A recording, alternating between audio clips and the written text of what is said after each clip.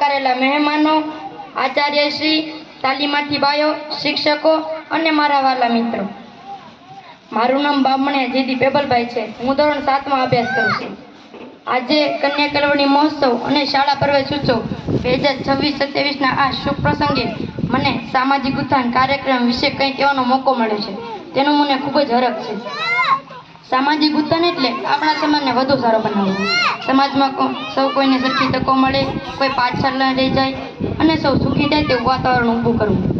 આ કામમાં શિક્ષણ એ ખૂબ જ મહત્વનો ભાગ ભજવે છે. આજે આપણે કન્યા કેળવણી મહોત્સવ ઉજવી રહ્યા છીએ. આનો અર્થ એ છે કે આપણે દીકરીઓના ભણવા પર ભાર મૂકીએ છીએ. દીકરીઓ ભણે તો 2 કુળને તારે છે. તે પોતાના પરિવારને, ગામને અને સમાજને આગળ લાવે છે. એક શિક્ષિત દીકરી પોતાના અધિકારો જાણે છે. તે પોતાના સ્વાસ્થ્ય પ્રત્યે સભાન રહેશે અને તે પોતાના બાળકોને પણ સારા સંસ્કાર આપશે.